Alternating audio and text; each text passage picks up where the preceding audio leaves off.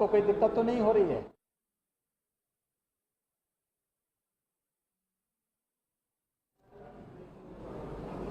मित्रों,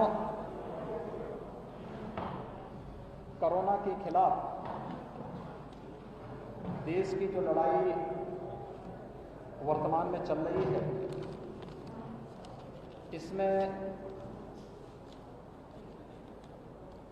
उत्तर प्रदेश देश की सबसे बड़ी आबादी का राज्य होने के कारण उत्तर प्रदेश की अपनी एक बड़ी भूमिका है। उत्तर प्रदेश में जब कोरोना की प्रथम लहर आई थी, तब भी एक बेहतर परिणाम दिया था। वर्तमान में उत्तर प्रदेश देश की सबसे बड़ी आबादी का राज्य होने के बावजूद प्रभावी ढंग से कोरोना के खिलाफ इस लड़ाई को लड़ रहा है। उत्तर प्रदेश के बारे में जो आशंका थी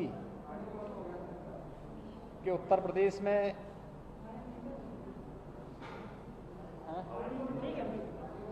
गूंज रही है आवाज, इसको हटा दो।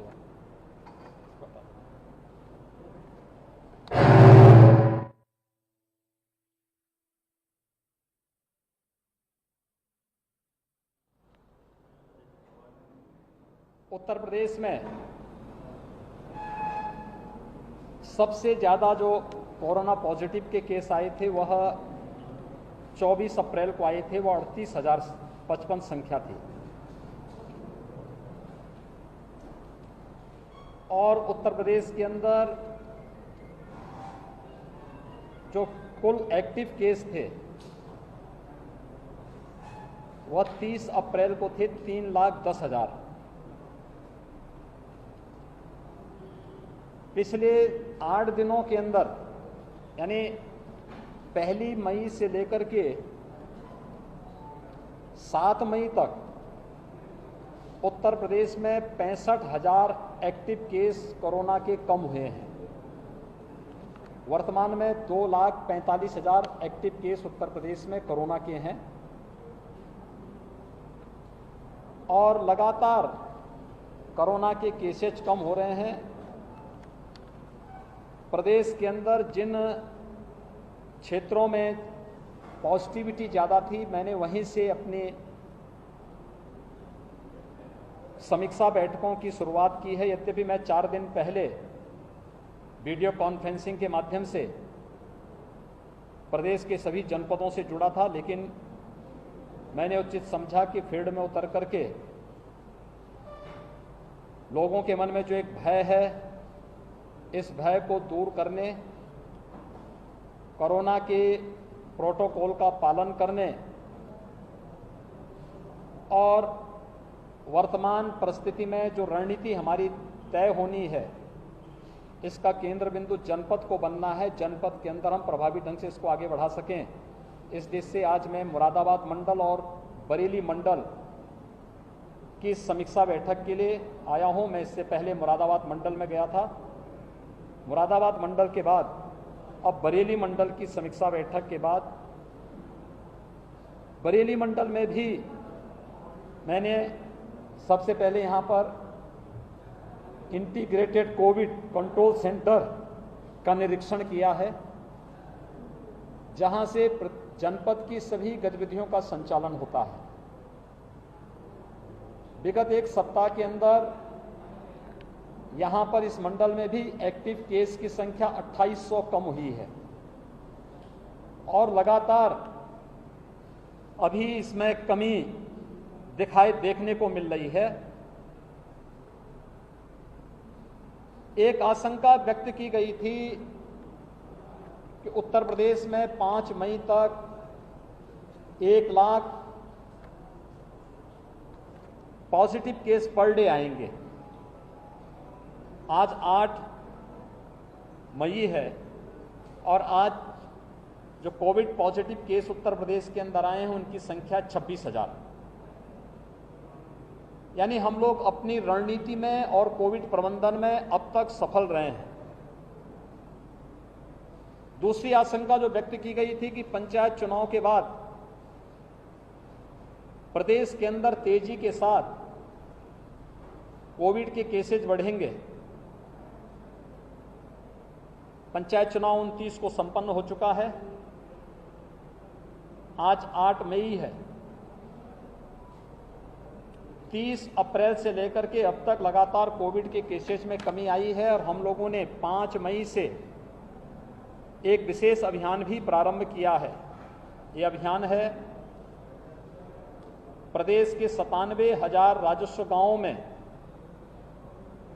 हर परिवार और व्यक्ति का स्क्रीनिंग करना, हर लक्षण युक्त और संदिग्ध केस का एंटीजन टेस्ट कराना, उन तक मेडिकल किट उपलब्ध कराना, स्वच्छता, सैनिटाइजेशन और फॉगिंग की कार्रवाई को युद्ध स्तर पर आगे बढ़ाने की कार्रवाई करना।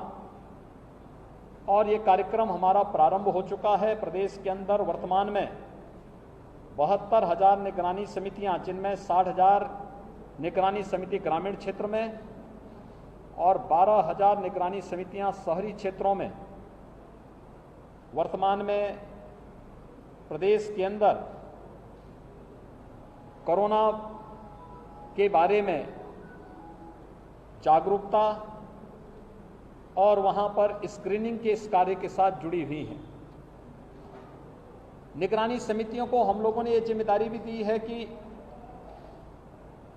हर लक्षण युक्त व्यक्ति को, हर कोरोना पॉजिटिव के जिसमें लक्षण हो या फिर रिपोर्ट पॉजिटिव आने के पहले ही लक्षण युक्त व्यक्ति को या संदिग्ध व्यक्ति को मेडिकल किट भी उपलब्ध करवाना और उनकी सूची लेकर के जिले के अंदर इंटीग्रेटेड कोविड कमांड सेंटर में उपलब्ध कराना, जिससे उन लोगों को वहां पर उचित चिकित्सीय सलाह दी जा सके टेली कंसल्टेशन के माध्यम से।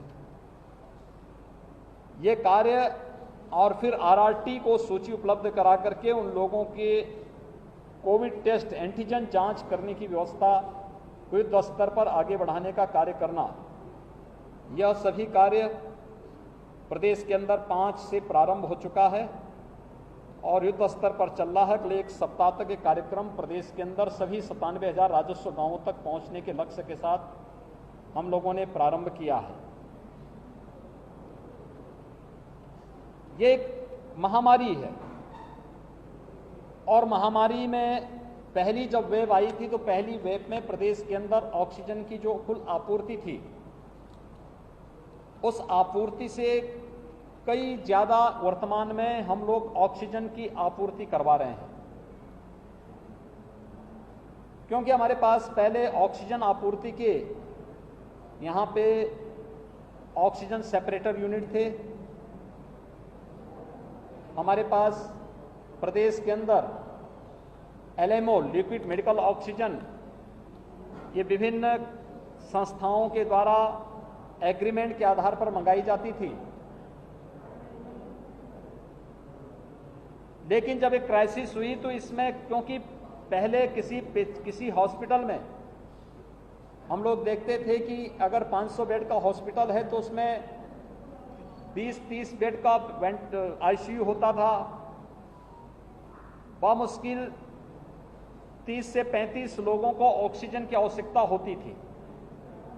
लेकिन आज इसके ठीक विपरीत हो गया है। अगर 500 बेड का हॉस्पिटल है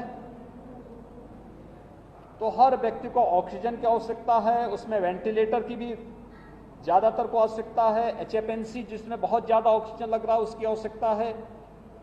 तो ऑक्सीजन की मांग कई गुना बढ़ने के कारण उसकी आपूर्ति उन सभी क्षेत्रों में करने के लिए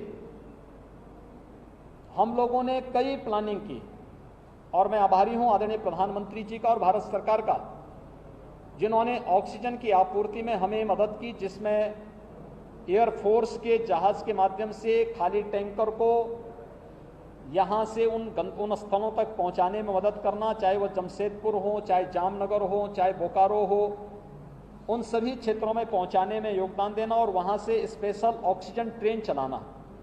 हम लोगों ने बरेली, मुरादाबाद मंडल के लिए, जहां पे पहले आसानी से यहां की कम खपत के अनुरूप ऑक्सीजन की आपूर्ति काशीपुर से हो जाता था। हम लोगों ने उन क्षेत्रों से भी ऑक्सीजन एक्सप्रेस के माध्यम से अतिरिक्त ऑक्सीजन पहुंचाने का कार्य यहां पर किया है। यहां पे ऑक्सीजन के सिलेंडर भेजे गए हैं, ऑक्सीजन कंसंट्रेटर भेजे गए हैं, जिनके लिए कोई अतिरिक्त आवश्यकता नहीं, केवल बिजली से वे चलेंगे। एटमॉस्फेयर से ही ऑक्सीजन को लेकर के वे ऑक्सीजन की आपूर्ति कर सकते हैं। इन सब की व्यवस्था भी यहाँ पर करने का कार्य युद्ध स्तर पर उस कार्यक्रम को भी यहाँ पर चलाया गया है। इसके अलावा ये भी प्रयास किया गया है कि हम लोग कोरोना प्रबंधन के लिए वर्तमान की चुनौती से जूझने के साथ साथ फ्यूचर की भी प्लानिंग कर सकें। हर एक जनपद को कहा गया है कि वह अभी से अपनी तैयारी करें। ऑक्सीजन की आपूर्ति के लिए हम लोग जनप्रतिनिधियों के सहयोग से, शासन के सहयोग से ऑक्सीजन कंसंट्रेटर, ऑक्सीजन के लिए एयर सेपरेटर यूनिट या प्लांट, ऑक्सीजन प्लांट, इन सभी के लिए आदरणीय प्रधानमंत्री जी ने भी प्रधानमंत्री कोविड केयर फंड से उत्तर प्रदेश के लिए 61 नए ऑक्सीजन प्लांट स्वीकृत किए हैं। हम लोगों ने राज्य सरकार के मद से मेडिकल एजुकेशन और हेल्थ की ओर से भी ऑक्सीजन प्लांट स्वीकृत किए गए हैं और इसके अलावा गन्ना विभाग ने भी CSR के मद से हर एक जनपद में एक ऑक्सीजन प्लांट लगाने की कार्रवाई प्रारंभ की है, जिससे फ्यूचर की उन चुनौतियों से जूझने में और उन चुनौतियों का मुकाबला सफलतापूर्वक करने के लिए हम कार्य कर सकें। इस पर तो कार्य हो ही रहा है, लेकिन साथ साथ बेड्स की संख्या भी बढ़े, टेस्टिंग की क्षमता को बढ़ाना पड़ेगा। इसके लिए हम लोगों ने प्लानिंग की है और ये भी व्यवस्था प्रारंभ की है कि हर एक व्यक्ति को सुरक्षा कवच दे सके। वैक्सीनेशन उसका एक बहुत प्रमुख आधार है। वैक्सीनेशन के लिए भी एक विशेष अभियान चलाने की कार्रवाई प्रदेश के अंदर हम लोगों ने प्रारंभ की है और मुझे बताते हुए प्रसन्नता है कि प्रदेश में अब तक 1,35,00,000 से अधिक लोगों को हम लोग वैक्सीनेशन, 45+ लोगों को, 1,45,00,000 लोगों को ये वैक्सीन दे चुके हैं और 18 से 44 के बीच में 1 लाख से अधिक लोगों को हमने वैक्सीन दिया है, जिसमें बरेली भी पहले चरण में आच्छादित है। सोमवार से हम लोग 18+ वालों को जो वैक्सीन देना है 18 से 44 के बीच में, इसके लिए अब 7 से बढ़ा करके संख्या हम 18 जनपदों में करने जा रहे हैं। हर नगर निगम में और गौतम बुद्ध नगर जनपद में हम लोग सोमवार से वैक्सीनेशन के एक बृहद कार्यक्रम को भी आगे बढ़ा रहे हैं। हमारा फोकस है कि वैक्सीनेशन में वैक्सीन की वेस्टेज को कम से कम किया जाए और वैक्सीन के वेस्टेज को कम करने के लिए पहले से ही प्लानिंग करना, उस प्रकार का सॉफ्टवेयर विकसित किया जा रहा है, ऑनलाइन रजिस्ट्रेशन की व्यवस्था की जा रही है। उतने ही लोगों को कंफर्म करके बुलाना जितने लोगों को उस दिन वैक्सीन दिया जा सके और वेस्टेज को न्यूनतम स्तर तक पहुंचाने, जिससे हर एक व्यक्ति तक वैक्सीन पहुंच सके। इस कार्यक्रम को भी आगे बढ़ाने का कार्य प्रदेश के अंदर युद्ध स्तर पर किया जा रहा है। प्रदेश के अंदर कोरोना प्रबंधन के इस कार्य में